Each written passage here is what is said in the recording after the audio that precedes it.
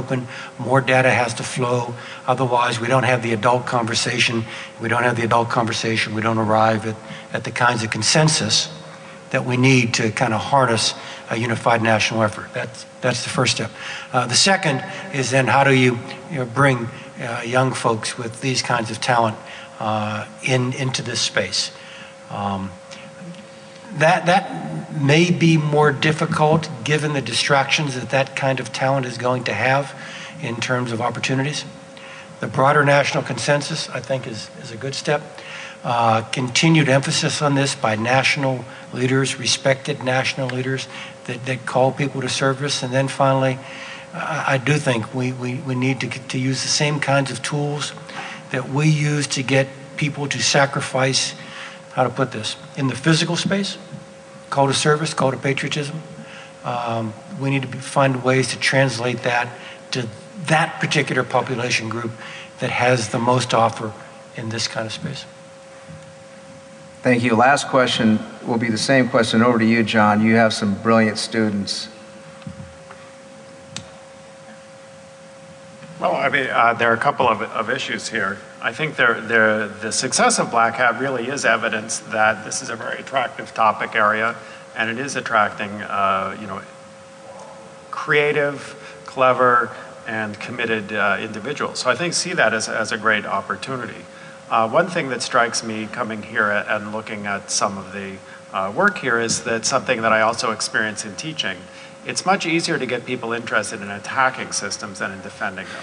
And so that's one of our basic challenges is how do we bring the same excitement to defending systems that's easily generated by attacking? And I don't have the solution to that. We have experiments that we're trying in our teaching program. If somebody else has a great idea, please let me know, because I think that's really one of the problems in this area is turning all this creative energy into systems that will help defend us against attacks rather than find them. Thank you. And we have Robert, time can I point out one other thing that I think is important, and that is there's at least the beginnings of a national program initiative in cybersecurity education. So what has been in the past kind of left to each university or each school's own strategy, I think we're at least starting to have the discussion at a national level of what is the investment we need to make for the next generation with respect to education.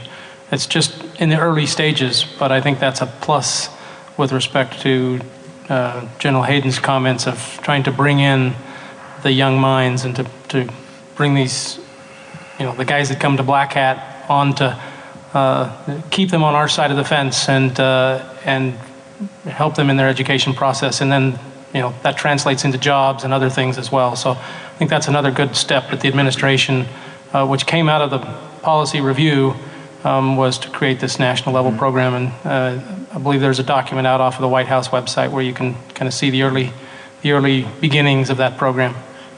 Melissa, would you speak to that? I can speak to the importance of the cyber challenges that have been kicked off, but there's cyber challenges that have been initiated. One's called the Patriot, Cyber Patriot, which is led by the United States Air Force. And that's actually doing cyber challenges at the high school level, where they're putting out key challenges in forensics and intrusion detection and network security at the high school level. And it's a mentor-protege program, so that you have to have somebody who's working with the high school that on a particular program. And I thought it was interesting that the national winner was a high school in Idaho Falls. So Idaho National Lab was the mentor for that particular program. There are other challenges that are underway that at the university level. And the university program, there were 3 winners, and one was a small university in Delaware, and another one was actually international. It was from Taiwan. And I think that it's important that we look at these cyber challenges and how they can advance a cadre. I have 2 other points. This has been modeled now and adopted in the United Kingdom, and they're having their first cyber challenge this week. And it's going university-wide in the UK and with cross-government sponsorship. And Italy is looking at something similar to develop their cadre at the university and high school level.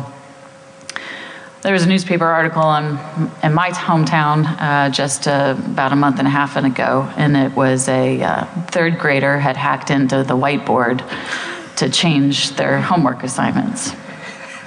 Okay, so my kids are getting ready to go into 4th and 5th grade, and we have conversations all the time about, how our mommy's computer, the home computer we don't really want it to be a botnet that takes down Bank of America or God forbid, one of our government agencies.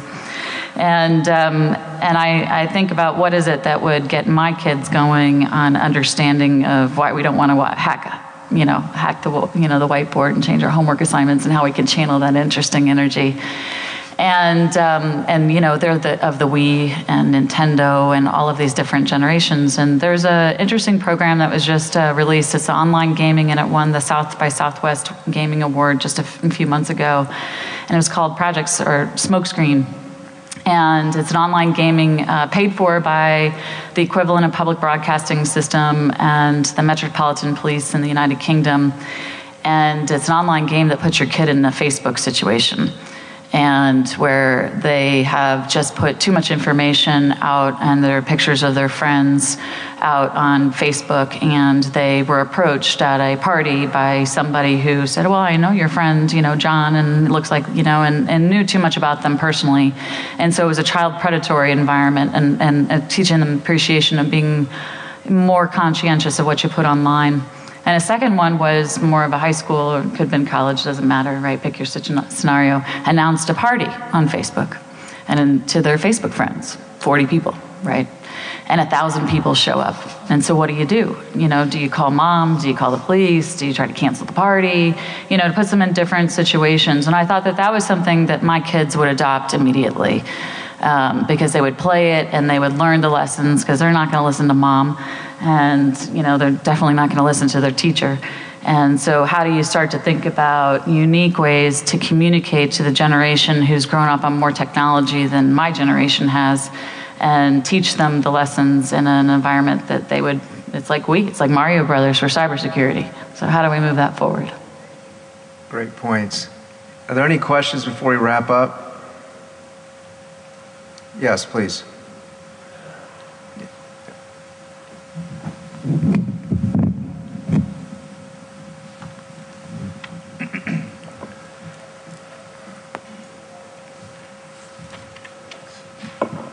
Yeah, I've got my question's kind of maybe a little bit broad, but I'm hearing a lot of discussion about how you get, coordination between the government, research, then the industry itself.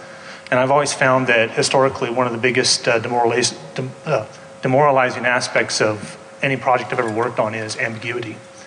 And at the same time, I've always found that working within the government industry, that I find one of the hardest things to work with any of the agencies I've dealt with, is getting them to hammer down actually what the requirement is of what they want accomplished.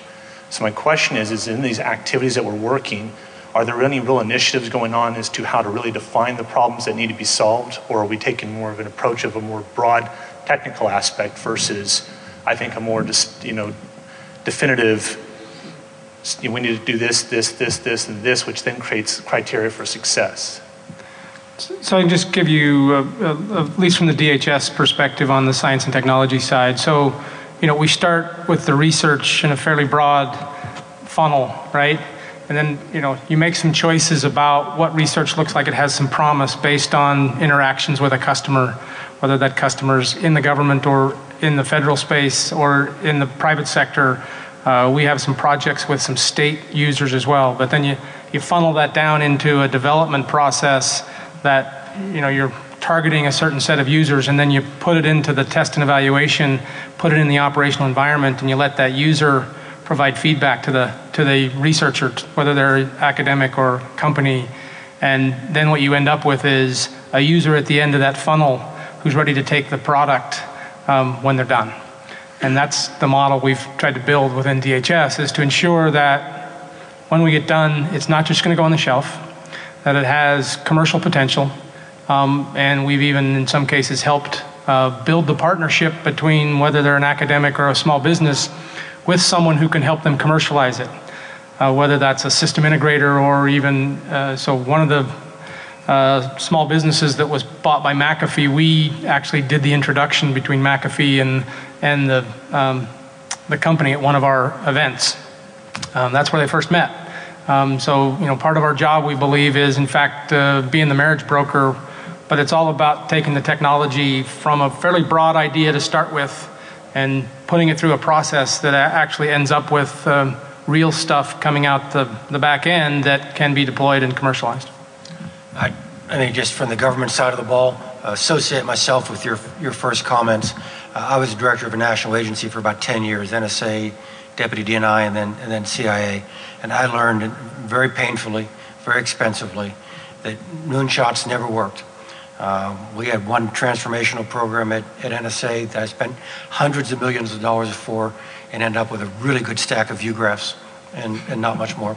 And a significant portion of the problem was the indiscipline within government of defining and sticking to discrete requirements rather than to allow the requirements to grow over time in the dialogue so that you were always 18 months away from any IOC. By the time I'd lived through that experience and got to CIA, no moonshots, low-hanging fruit was great, incremental improvement, get stuff on the desktop and move forward.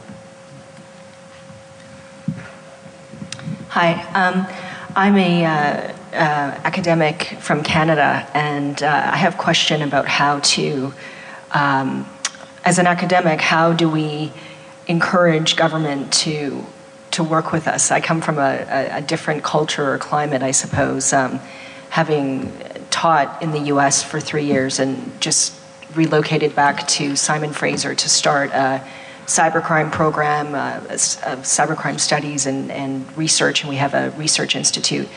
So I've been trying to foster relationships with the Canadian government and the Royal Canadian Mounted Police, the RCMP, and it's been extremely difficult because I traveled to Ottawa and was told in no uncertain terms that they wanted to handle the research internally. And the Canadian government, in fact, has lagged very far behind both Europe and the US in enacting legislation. We only just enacted identity theft legislation in October 2009. We have no laws combating spam or viruses and so on. And I guess as an academic, I'm finding that there are two major obstacles. One is in terms of generating reliable statistics, having to rely largely on anecdote and a lot of the research that's coming out of the US. Part of my work has been with child pornography, and most of our statistics are coming from the US and other research outfits. And so for the sort of the naysayers, the cyber libertarians, I like to call them, who are very adverse to any kind of regulation on the internet and so on, that the reliance on those outside sources and statistics allows them to say, oh, it's not really a problem here. We don't really need to address it. So that further, sort of fans the flames of doing nothing to combat these problems. So that's problem number one. And problem number two is, if we can't work with the government, we can't get statistics, and we can't really conduct our research in any effective sort of way. So I guess I'm sort of wondering what your thoughts are in terms of how do you start from ground zero? I mean, we're the first cybercrime studies program, cybercrime institute in Canada. And without this collaboration, I'm finding it very, very difficult. So I have two quick thoughts. One, find one person, and two, focus on one thing. I mean, just turn a question back. You went to the RCMP. Have you begun any dialogue with CSEC? Because the natural academic partner in the United States is NSA and Centers of Academic Excellence. I'm just curious whether the NSA equivalent is part of your game plan. No, we haven't targeted them as of yet. But I mean, as I said, I've only been there a year. I just joined in September, so we've been really trying to get things off the ground. But the number one obstacle that I've faced thus far has been this real reluctance and resistance from the government to partner with us. And in fact, the RCMP has expressed some interest, but